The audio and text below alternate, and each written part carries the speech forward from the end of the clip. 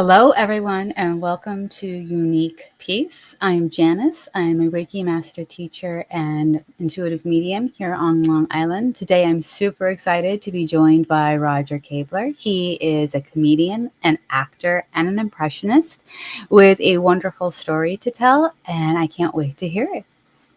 Join me in welcoming Roger. Good morning, Roger. Morning, everybody. Am I looking into the camera, into the light? Yes, you are. I Yes, don't you are. have a tendency to look down or look at the host, and there's no eye contact with the. Yes. So, good morning and welcome. Hi, how are you? I am doing well today. I am doing well today. Well, is the new great. Well, it's the new great. Yes. Yes. Okay, is the new great too, from what I'm hearing. Everybody's doing okay.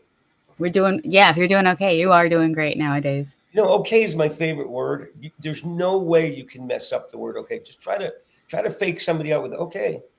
You can't. There's no way to lie with okay. Okay. I agree. I agree. So, as I noted when we started the show, you are a comedian, an actor, and an impressionist. So, kind of walk us through your story of how you became Roger Kabler. I don't know.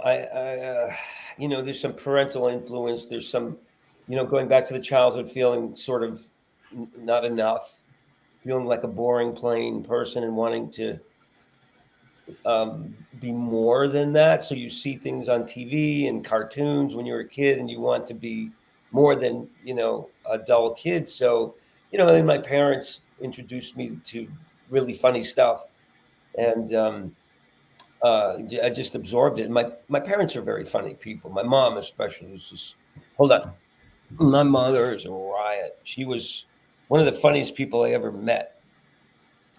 Goofy, Three Stooges, and so I just ended up being a lot like her. Like Robin Williams' mom was the same way. She's very funny and a little naughty, and as my mother was. So, we end up carrying our childhoods into being middle-aged and 63 and not that different, except you can make a little bit of a living at it if you do the right.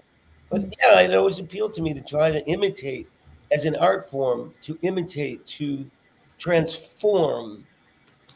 Even at a young age, I was following my mother around the house doing characters like Columbo, and which is Oh, I loved Columbo. okay. I So loved Columbo. Now, Michael asked, were your parents entertainers? my father was the king of community theater. My mother, not so much. She was a great audience, but also, a kitchen table comedian. Just was really funny, funnier than most people. Anyway, yeah, I did a couple shows with my dad, and we've had a good time. We did one movie together that was very touching. It was called "Who the Hell Is Bobby Roos?" And I played myself, basically an impressionist on the verge of a nervous breakdown who calls his father for help. And I said things to my father in that scene that I could never tell him without acting. I held off my whole life. And then on camera, I said things to him. I got things out of me, and he reacted. And we had an incredible scene on camera that should have happened between a father and a son way before. But it's really good for both of us, and it's a very powerful scene. My Very dad, cathartic scene, it sounds like. it was very cathartic because we talked about my childhood and how he and my mom pushed me into show business, and he said, "I didn't push you. I encouraged you. I wanted to be an actor. My parents wouldn't let me. They made me go to business school." And all that truth came out of him. It was so sincere. And we arrived at empathy between us. And I was having a nervous breakdown, and he just held me. And my father, there's no pictures of my father holding me when I was a kid, a baby or a kid. And there is that. I wish I could show you anyway. And then he died the next year. So we got that. That's amazing. That's amazing. You were supposed to get that. It was that moment of truth. Well, when he showed up on the set, I mean, it's a low budget independent film. I remember shaving and being really nervous, and just when my dad's here, I have to tell him, and that's a tough moment. Yeah, it's a beautiful memory, Michael says. Thanks, yeah, man. Did that answer your question? Yeah, yes, it did. Thank How you. did you always want to do a podcast? I mean, did you feel like you needed to somehow express? I'm an introvert. I'm Wow. I'm an introvert. I'm one of those people. Are you like you see the memes that say I'm the person who goes to a party and make friends with the dog or the pet or the cat? That is totally me. It's like, oh, you have a cat? I'll sit there for hours. And it's not that I'm antisocial. It's Right. that I am energetically selective on whose energy I am with. Good for you. And so it's like I can pick out really quickly, like I can tell you the second somebody's if the energy shifted in a room, the second somebody came in, it's like, Mhm. okay, now I have my antenna is up and I'm Mm. like, okay, why? Is it good? Is it bad? What Mhm. happened? Does something could have happened to that person before they walked in the room. They could have just walked in the room. That's the presence they carry. You're an empath. But I'm very much an empath. I pick it up right away, and I always have since childhood. My parents have never really truly understood me, but they're trying now. It only took Good decades, for them. but they're trying. Yeah, they should try. And So so, this is me coming out of my shell. well, trying to exchange understanding that beautiful way that we mend fences with the people in our lives that we may have gone off road, like me and my son. I went through a really tumultuous period where before I got recovery, he was in a very terrified state for his dad, and it had an impact on our relationship. So for years, we've been mending this fence, and now he's 32. And while I'm parenting my inner child, I'm also parenting my actual child, and he's parenting me too because I'm getting old, and sometimes that's what kids do. You Oh, find that's yeah, yourself yeah, yeah. parenting your parents eventually, I'm sure, if you're not doing it already. Oh, we're doing it already. Me and my sister are tag Uh, teaming. how old are you? Good that you have a sister. How old are your folks? My mom is in her late 60s, and my stepdad is in his going approaching his mid 70s. So we are, my there's four kids, but only two of us are really taking on the role, and it's the two Right. that are capable of it. It's like we can bounce each other off. Neither one of us is afraid to pull the keys, so to speak. It's like, no, no, Dad. I think I need to come with you. I need to make sure someone's taking notes because it's one of those selective hearing moments. It's like you hear every other word, and Right. some of those words are might be important. Yeah, catch a few of the. Did you turn off this? Yeah, exactly. Somebody checked. I can't hear you. Right, exactly. That's my point. Okay. Yep. You Yep. want to make sure they're clear. Yep. I'm not quite sure what I was trying to prove, except that the house is burning down and we need to hear clearly what has to happen so the Exactly. house doesn't burn down. That So was the my house. kind of illustration. I'm a terrible mime, terrible, terrible at charades. No, I had a surgery a few months back on my vocal cords, and I couldn't talk for 2 weeks. Oh, that must have And been I hard. just had this little miserable like blackboard that I carried around, and my writing sucks, my mime sucks, and My brother is deaf, so oh really? we've Oh gotten really wow, good at both. So it's like from birth. yeah. We found out when he was 18 months old, so we do know a second language, and Good. it is sign. So, Coda, is that the movie about the girl that grows up with the fisherman's family and she goes to yeah. music school? Yep, She's got sound, hearing, and the parents don't. that is correct. How did your family like that movie? I think my sister and I were the only two that watched it, and it's a Right. very powerful movie. And when I was in college for my undergrad, there was actually a fellow student whose parents were deaf and she was hearing, and it was hard for her parents to have her away Mhm. because she was their hearing aid and their interpreter. Wow. Did she find somebody else? I think there were other people involved. They helped find the resources for the parents, but it's like something that my family could definitely relate to. Sure. You know, I did an interview a few years back when the interview was going beautifully, and then the host started talking about his hernia surgery. And after about 40 minutes, about 20 minutes, I said, I too have had hernia surgery, but I know at some point we were going to talk about my career. Yeah. Sorry. No, I started it. I wanted to hear about you, and I realized I'm the problem. You're not a problem. Well, Don't ever say that. if you're having I problems, do want to touch on that because you are a comedian. You are an impressionist. You've done a lot of TV and movies. Your voice has been lent to some of our childhood favorites. Anybody who's ever had to watch The Brave Little Toaster has heard Roger Kabler's voice. well, the Brave Little Toaster goes to Mars and the Brave Little Toaster to the rescue. I replaced John Lovitz, who did the original Brave Little Toaster, so just to give him the credit.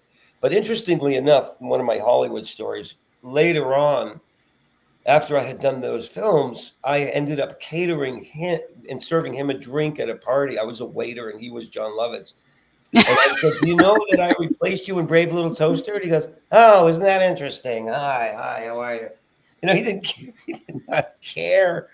Not that he's a bad guy, but it's just, that's Hollywood. Yes. You never know. You never know where you're going to end up.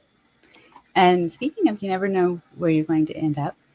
How interesting is it that you ended up being Robin Williams? Talk about how that came about, because you have this amazing documentary film being Robin.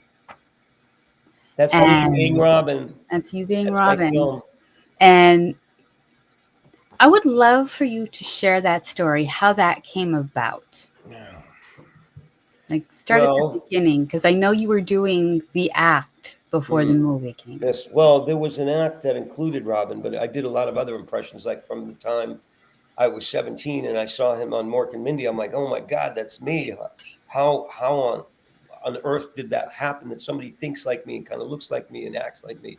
Ended up getting to it before I did, but I was 17 and I was just smoking weed and eating Lucky Charms, so I didn't really have an act or much of anything going for me. But I did eventually, when I was 18, start doing comedy and impressions, and he was part of my act. And if you see the movie, you can get it on Amazon. You'll see that and I recommend it highly. Thank you. I didn't know you'd seen it. Yes. Thank you very much. It took me 6 years to make, and it's just, I'm glad I did it. It's just, whatever it is, it is my story. It's very truthful, and that I managed to climb through the ranks of comedy. I studied acting, and then I got back into comedy in New York. I got to be one of those people that gets on TV, like on the Carol Burnett show in '91, and I had my own sitcom. And then things went very, very badly. The show was canceled, and I didn't have, being an empath is tricky because you are bombarded with sensations, feelings that you can't necessarily manage. I'm also bipolar, so I couldn't handle the loss, and I ended up on drugs and alcohol, and I needed a lot of help. And I got recovery, and I've been sober for 22 years next month. Congratulations. Thank you very much. It took a village to help me. But when Robin Williams passed away, I had already been retired from show business, and I was told, don't ever go back into show business because it's killing you. Don't, just do something else. And so I started being a painter. This one behind me is one of my paintings. And when Robin Williams passed away, right in the middle of my painting career and no thoughts of show business, I felt, as an empath like you, complete, utter, overwhelming empathy for him. Not just, oh God, that's terrible, but as him. Having studied him and knowing enough about him, it manifested in a first-person occurrence. I felt possessed. I understood what it was like to be Robin Williams and lose that. And so I had an episode where I experienced his death, and it was terrifying. It was grievous, and I cried on my friend's shoulder for 5 minutes while my voice sounded like his, and I noticed my arms looked hairier, and I'm just moaning. I was just falling into this darkness. And then after a little while, Robin started coming around kind of as a voice in my head, whispering things, grabbing my girlfriend, hey. And I felt him experiencing things too. It was weird that I would experience him. I felt him experiencing people. I'm like, what? I didn't understand what was happening. And then, I felt this real idea of him going, I want to go back to work. Come on. And I was like, no, I'm not in the business anymore. So I'm sorry. I'm not. And I'm talking to this thing. I don't even know if it's real, if it's coming from, we don't know. I'm bipolar. I don't know. Right. But it got intense. He was grabbing my paintbrushes, grabbing my girlfriend, really, really running with it, having a wonderful time. And I'm like, stop. And I threw him out. And then I thought about it long and hard. I said, if this is a manifestation of a conscious spirit of Robin Williams, who am I to say no? I'm just this little guy who paints dogs. To say no, because Robin wants somehow to come back through me to finish his work here on Earth. I mean, if you had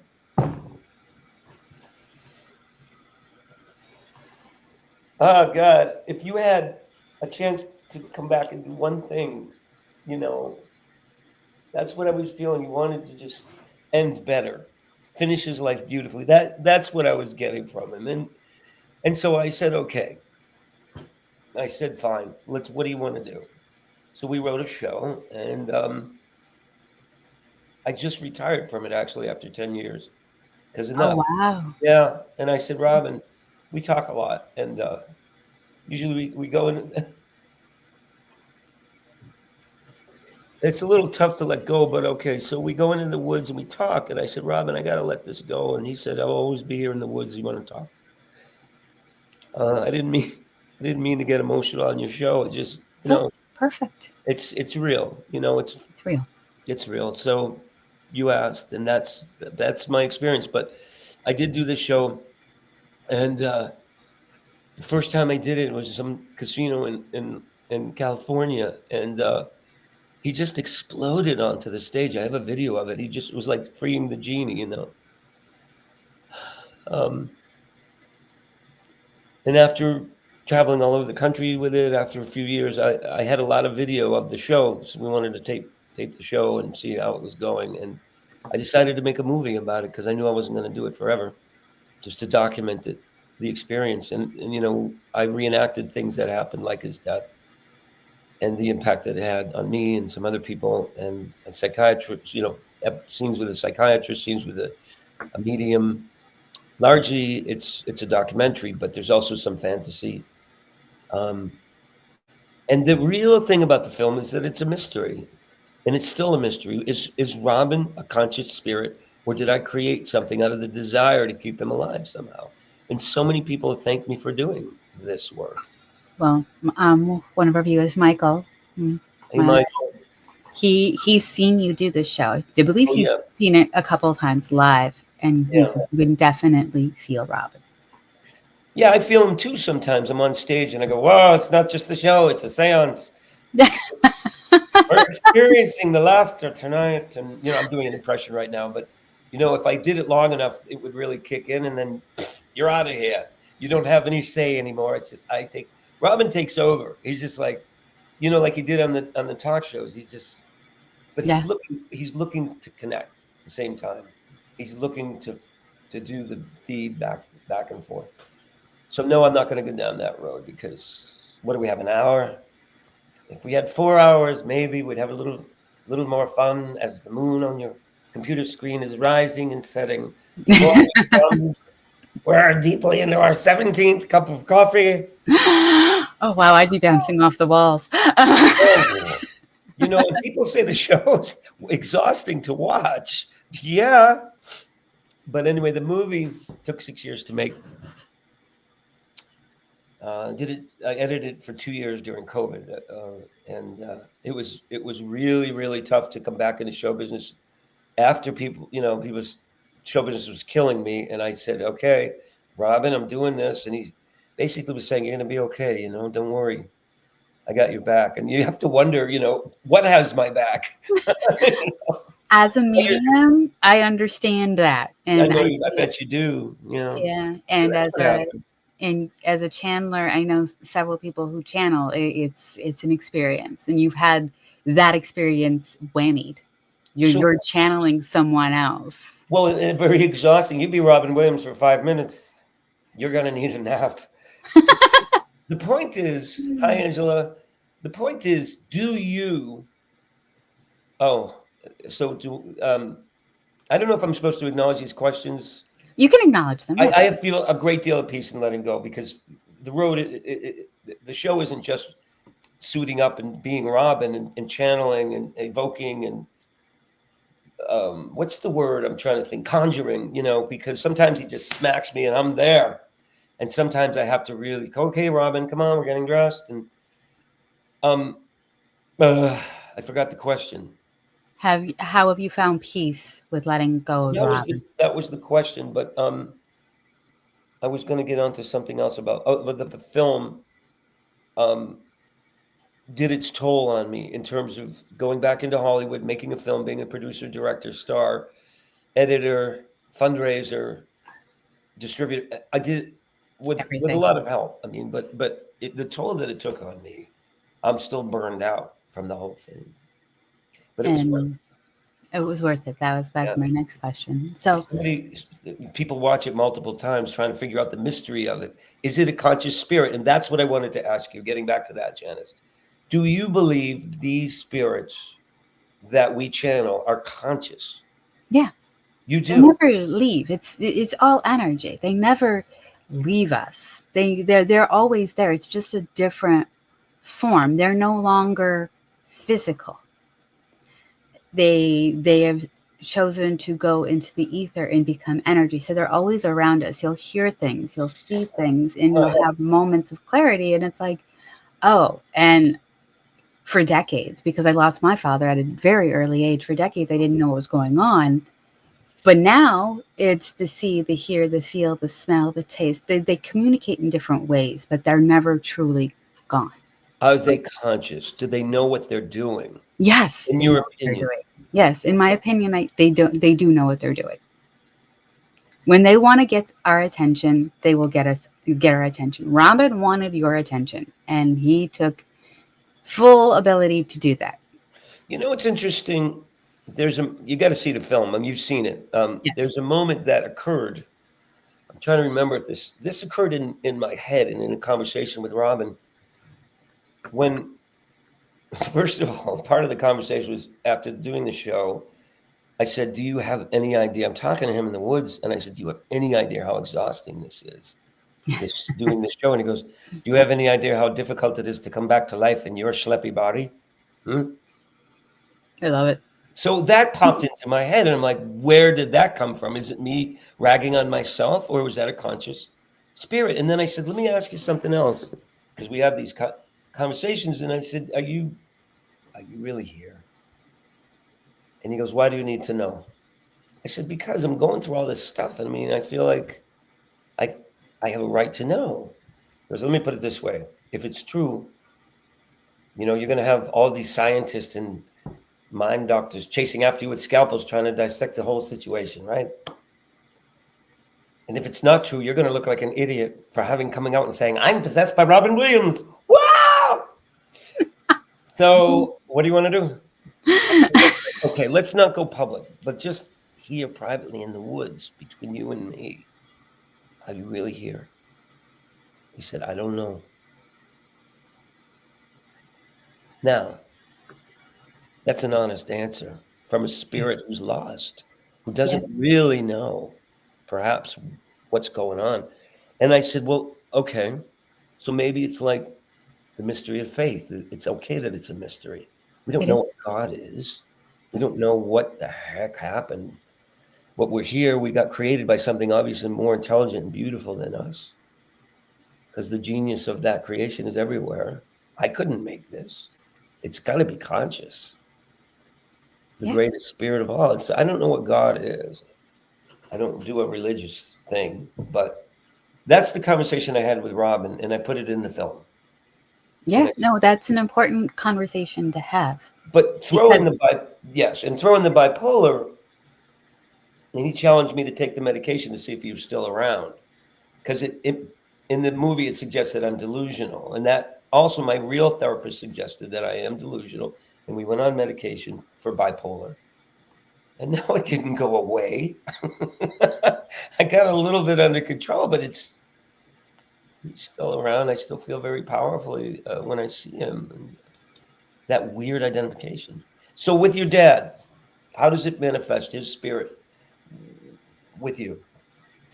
Oh, he comes through in different ways. And since I lost him when I was very young, I didn't really have a baseline of what he was like. Oh, I wow. had other people's memories, other people's thoughts and impressions, but there was one distinct moment in motherhood. My son was very young. I was in a bad relationship, a very abusive relationship.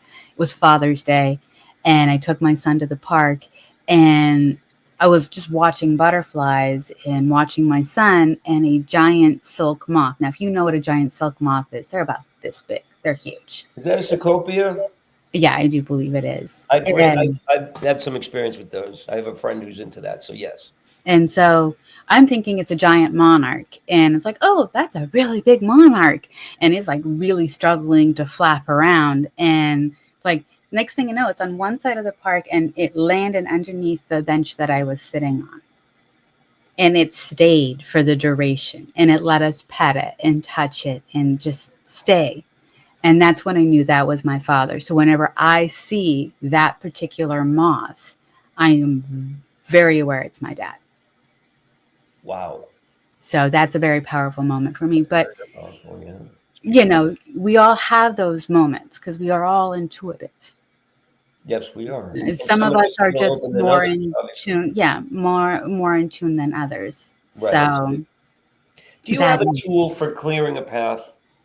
In other words, you want to be open. You want to be available and vulnerable to the things that may go through you, the things that you may channel. Is there anything that you have as a tool, as a method of giving yourself over to that? I just ask my universal spirit team for certain things to come through. Like I don't see death, I don't see anything dark. So if those messages, if there's messages of that type for this person, they can't come to me if I'm channeling, if I'm reading for somebody else. I also do a surround, ground, and protect meditation to keep myself and my energy protected as I'm reading for others. As you're reading for others? Yeah, as I read for others. And I also to protect myself because I Oh, yeah. sometimes, you know, we all have our moments when we have road rage, and I don't want to absorb other people's road rage. So I send it back into the universe for transmutation so Okay. that nobody else experiences road rage. Oh, yeah. We all experience it differently. So I'm curious, but not that curious. But I've refused to have a reading about Robin. Part of me embraces the mystery. Mhm. I don't necessarily need to know what's going on. If I did know that, somehow I think something would be. You'd lose the magic. You're not ready for a reading. You're gonna if you knew, you'd lose the magic. You're not ready. Don't go there yet. So what's yet look like? Not that I'm in a rush because it's. Yet for you is more the art that comes through you. It's the painting. It's the book that you haven't channeled yet. It's everything that comes with being who you are and how you've come to peace and come to terms with your life thus far. Yeah, you're bringing up a good point, Janice. And part of the reason I want to break off from the show, and I still have, like this week, I'm going to Florida to do a show. And then I'm going to Newfoundland to do a show. And then I've only got a few left. But because I've pushed my own spirit aside to do this work in the service of him and others that would appreciate the show.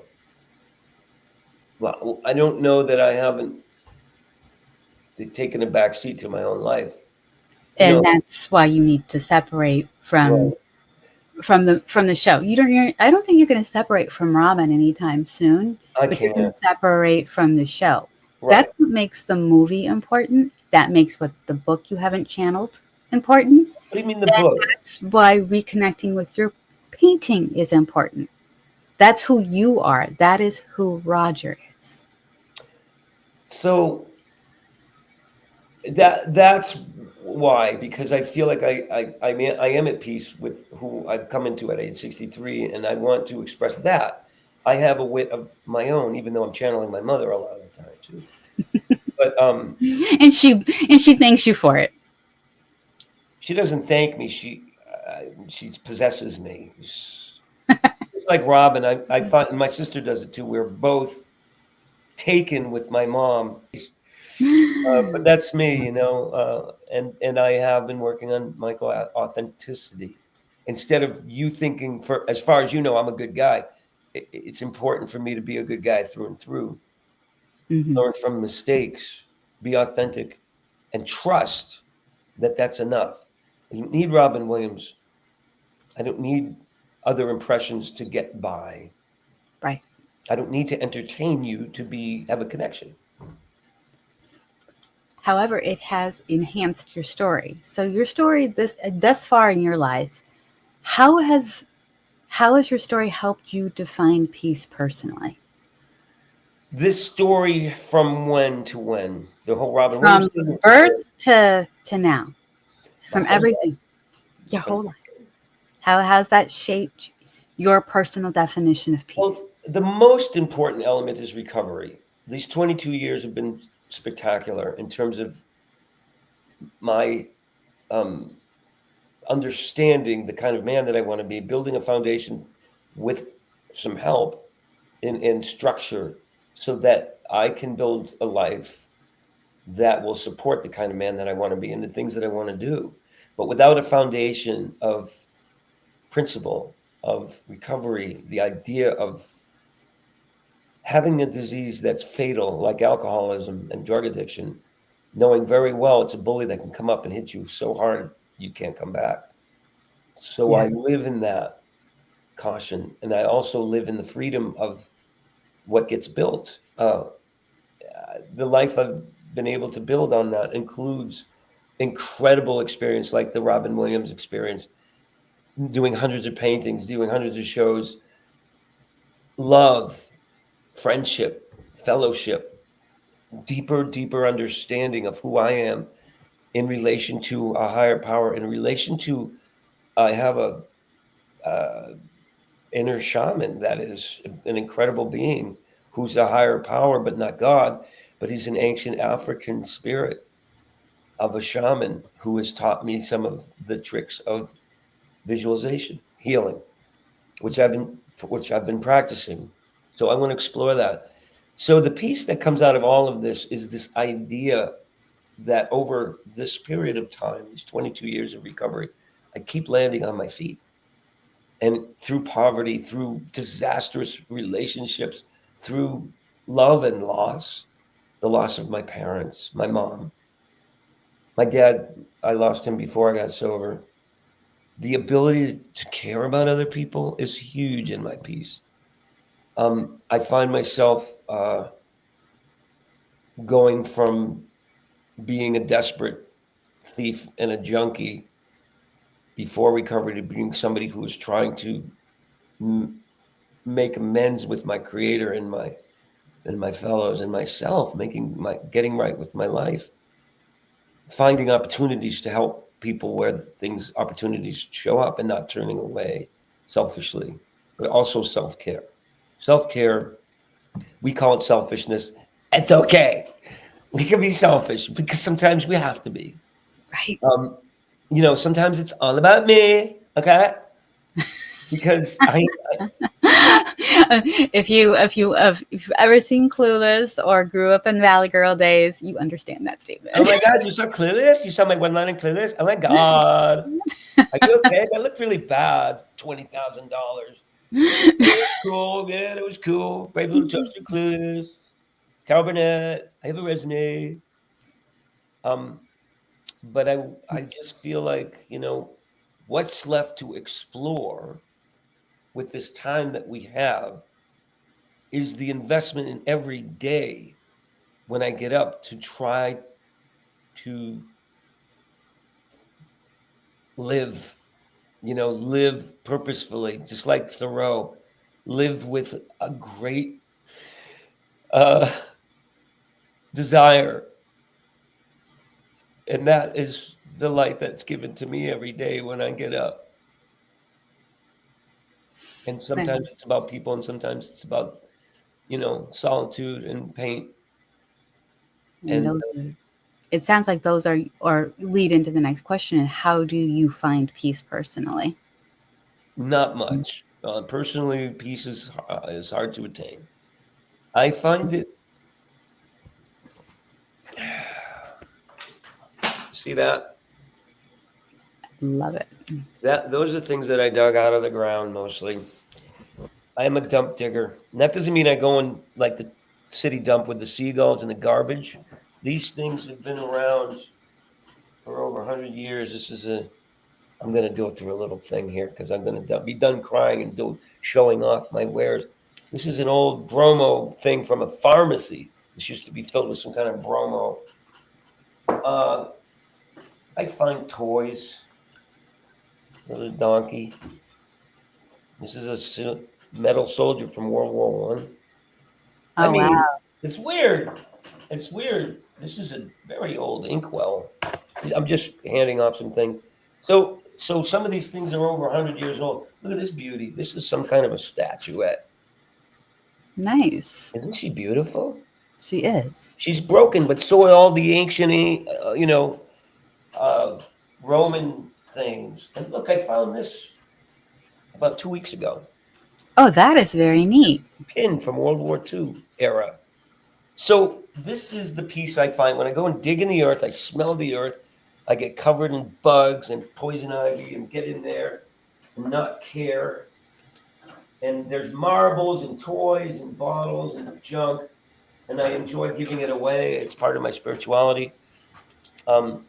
I was out digging in the snow yesterday for the first time. I was like, okay, I found a dump the day before. I'm like, I got to get in this thing. And, it's just digging around, let's move the snow, and the earth is soft. So that and painting can be tough. Painting isn't always peaceful. Paintings can be a war. Painting can be a dark and light proposition where you do something and then you mess it up and you're like, and you have to take a picture because then you can get back to where you were. But there's a dance that goes on. This is where I do my dance with my creator because I'm just following instructions. Whatever it is that made me is doing the creativity and giving me a blueprint and some bricks. So I'm just a guy putting paint on the canvas. I don't see myself as the creator. So when people say, oh, your paintings and this and that, I'm like, I appreciate it. But I also know that this creativity, whether it's music, writing, acting, painting, it comes from somewhere else, I think. And we're just open to the muse. Yes. And vulnerable to its whims. So I think genius, or whatever you call that, that which is provided by our creator. The flow state. Flow state was Michael saying there's a flow state, and you feel it. Sometimes it creates a vibration. I've had that when I was writing. My hand would shake because something powerful is going through me. That doesn't work when you're painting because you end up moving. No, I can't see that it would, unless you're doing it on purpose, which no, you do. I don't paint that way. No, I don't. I try to be precise. So, yeah, my experience is that I write a little letter to God, a little note to God on the canvas before I start. And now I'm doing a painting of a young man who died way too early from cancer. And I feel the spirits of the people that I'm painting and the people that commissioned it. The meaning, I paint the meanings of things. So it needs to be an accurate portrait, but it also needs to feel like that person. It needs to emanate that soul so that the client will have an experience. And I get a lot of that. I mean, but they have joy, they feel the spirit, they feel the energy of the subject. It lives for them. That's the goal. But I am very humbled by how the difficulty of that is. Yeah. It's a lot of hard work. Yeah. But when it shines through, it shines through. So that's great. Yeah, and it doesn't always. You have to accept the body of work is a body of work. There's some that never see the light of day. Not everything goes on Facebook. Yes. And that's important too. Well, So, sometimes it's good to put out your lousy work too and say, well, this, like the face I showed you on the phone. It's like, this is today's work. Keeps your ass humble. okay. We okay? We're okay. Sorry. No worries. That was a little slip-a-doo. It's awesome. Okay. Now, how would you say you help others find peace? Oh, no. Do I do that? I try. I can't say that I've saved any souls. But I do. I have a lot of people I talk to that I've left myself open and vulnerable to, so they can call me, and people do call me. I've positioned myself as a shaman, for example. I don't know if I'm a shaman, but I've learned some tricks. But also to be of service to somebody to just listen and to share visualization of nature. Like, I have these visualizations of things like a peaceful lake with mist, or running river over rocks in Colorado, and a drifting something, things that, accompanied by breathing and slowing everything down. And, I'm not skilled at letting go, Michael. I have trouble because I need to go to something. And the concept, I don't know, maybe you can help me with this, Janice. The concept of letting go, when you're hanging on to something and you need to let go, and you let go, and then it's like, what? To what? Fall into this big hole? I find I need something else to grab onto, or to hold onto, or someone. So letting go is this idea that I can let go with this hand and hold on to something else, and then pick something else up. But ideally, letting go means being in faith enough to be with a void of some kind and feeling safe within that. But I never do. I'm at peace with just, my therapist says, sit with your feelings. And it's sitting there alone with my feelings for a minute before I pick up the phone and either, check in on somebody or tell them I'm going through something. I'm on the phone a lot. That's the thing I go to. So I'm a work in progress. What do you do? We're all a work in progress. There are moments when I too, even though I'm very versed in letting go, it's a struggle. And how you described it was very perfect. It's like, remember being on the monkey bars, and then you have one, and then one, Yes. and then you learn how to swing from one to the next. Eventually, you get to the end of the monkey bars, and you have to let go, or you're either stuck, or you have to figure out a way to go back and do the same thing again.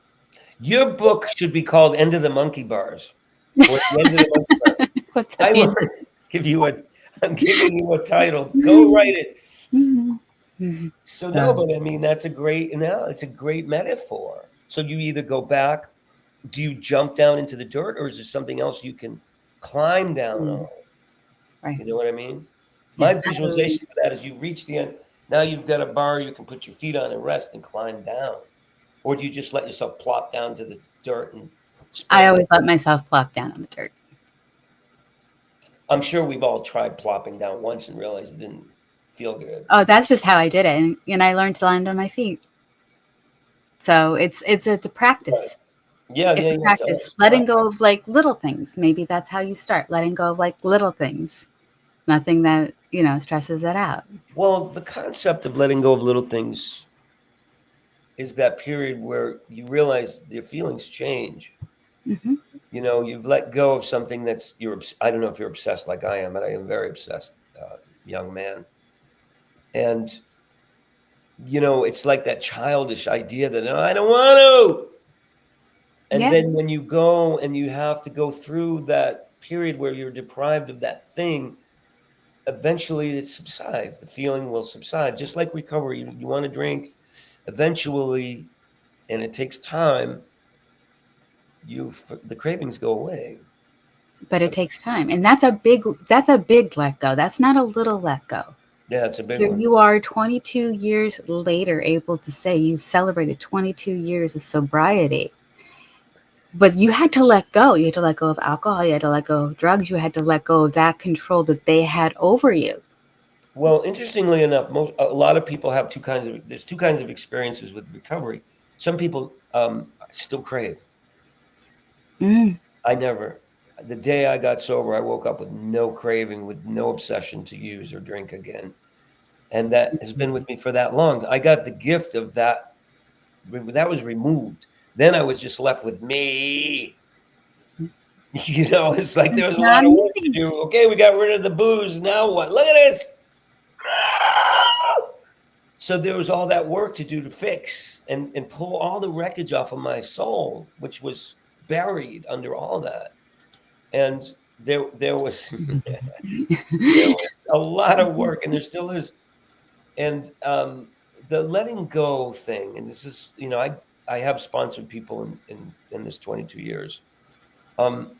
It's like this. I couldn't get sober as much as I wanted to. I couldn't get sober because I didn't understand that I needed something else to do after putting down the drink, and I couldn't get it. And I finally found that to replace it, to let go and go to the next monkey bar. The next monkey bar for me was painting.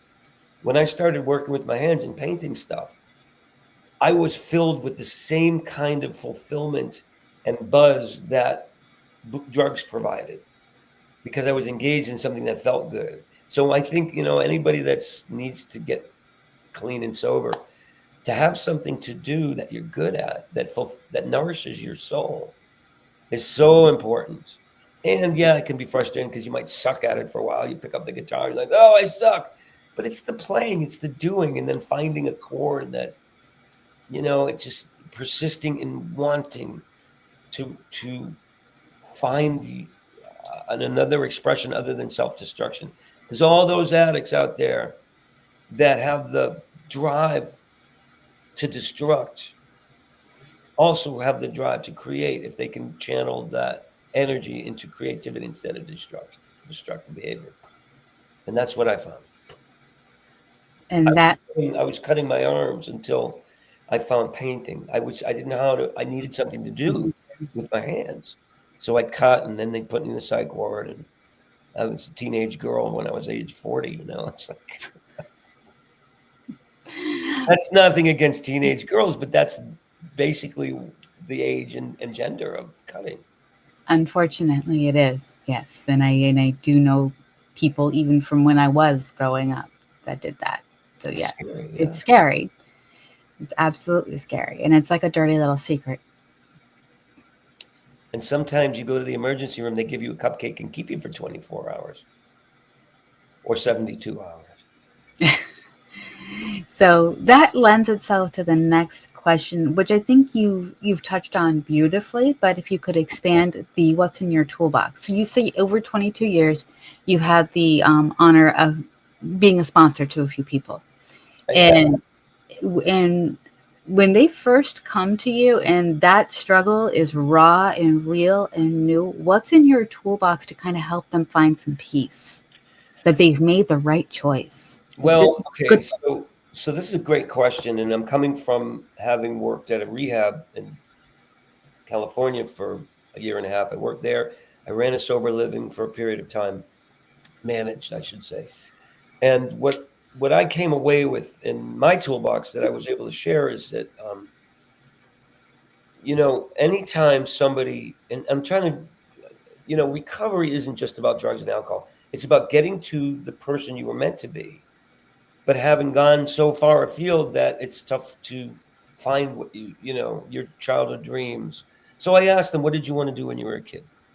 And that can open the door to an exploration for them. Did they get so far afield they can't go back, or is there a chance? You wanted to ride horses. Why aren't you riding horses? I don't have the money. Well, there's a place that can, you can chip in and muck out the stables in exchange for a ride. There's always a way if you want it bad enough. So there's that, and people are reluctant or resistant to that. Like the low self-esteem hits, and I'm like, I can't really, I'm not going to ask, and it's, I get in there.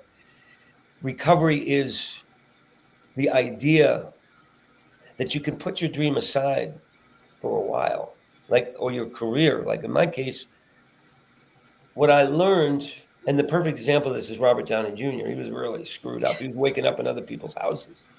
He had to stop. He was made to stop being an actor. My choice was to stop because I saw I was getting worse and worse as I tried to keep being an actor, and I wasn't getting anywhere. I'd show up to auditions, really important auditions, really messed up on drugs, unable to function, just getting a bad reputation, blackballed from comedy clubs because I was an addict, not helping my case. But what I did find was stepping away long enough to get recovery, to get a foundation. Yes, they say a year to stop. You can walk away from your career and it'll be there when you come back. Show business didn't go anywhere. No. Now I'm working more than I ever did because I was able to take that 4 years or whatever away from it, find something else to do. And when I came back, it was there and I could function. So that is the biggest tool I could offer anybody that's ambitious, that feels that they have to, get back in there and do it, build their life on wreckage, on a house of cards. It doesn't work because it always collapses. And then you're always idea about clearing the wreckage, building a foundation, and then you can, whatever you build on that can be unimaginable, but a structure of a life that you couldn't possibly imagine. You couldn't do it before, but you can go to places, like Robert Downey, who was such a great actor and then such a horrible car wreck. And he stopped for a while and then he rebuilt. He got his career back in a way that nobody could imagine. Exactly. That is my long-winded answer. that I really try to share with people that may be watching your show that feel like Amy Winehouse, just get in there. They never stop. You got to stop. If you have a problem, so many actors have fallen off, and great artists and singers fallen off because they were afraid to fall out of the spotlight. Yep. There's so much truth to that, and we lose some really good ones to it because of it. And it's unfortunate. Well, it doesn't have to be. No, I agree. It's not just the talent; it's the people. It's preserving the humanities. We have all this. I think what bothers me. I'm less blathering. If you need to stop me, just say, Roger, shut up for a minute. No. What bothers you? What bothers me is the most important thing for me right now. I want to keep doing good work, and I hope I do. But I need to be a good man first and foremost. This is the big project: is to learn how to be authentic, to not be afraid to be who I am, and not hide behind other characters. To give a good experience, and to be nourishing to somebody else. To be that kind of person, that healthy, not in a caretaker way, but in a way that makes me feel fulfilled because I mean something to somebody in a meaningful way. So that's my big project now. It's a great project because we're all working on our own version of that project. Yeah. So what other tools? I don't know. I think that's the big one. I'm learning a lot with my therapist about sitting with feelings. That's a great tool. It's like I saw a horrible image on Facebook. I should stay off Facebook. And it was hard. It was so much that I slammed down the computer lid and I cried and I fell to my knees. And normally I would kind of distract myself in some way. But she said, sit with it for a minute. And after I did that and I breathed and I cried a bit, I talk to my inner child, and I do a lot of inner child work, which is a great tool. My young spirit, I call him my young spirit. And I don't know if I said it to him or he said it to me. I said it to him as if he was an 8-year-old boy sitting with me. And I said, it's good that we can feel this for somebody or some creature. It's good. And that allowed me to share that today.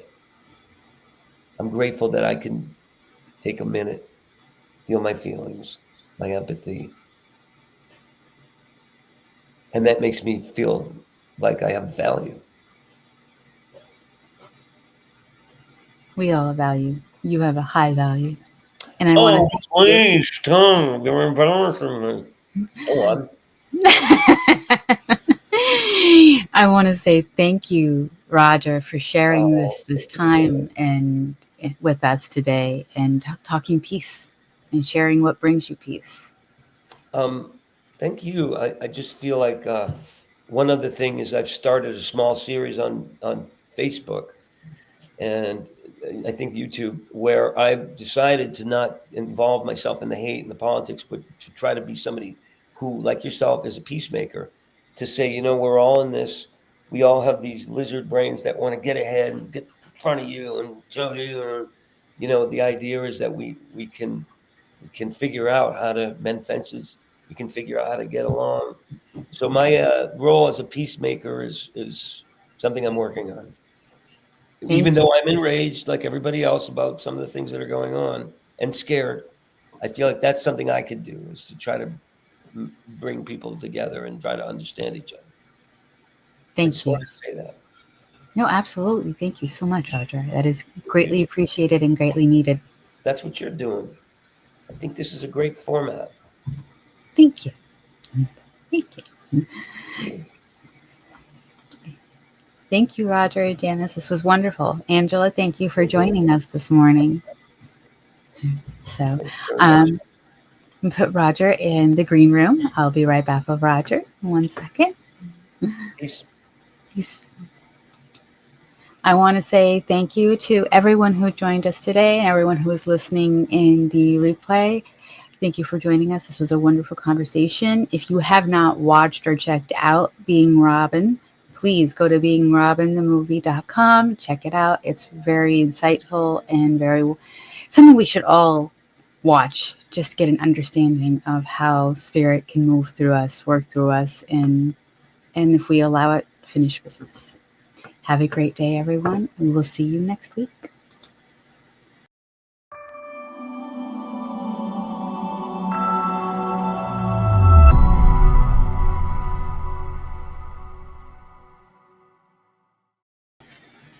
Thank you so much. That was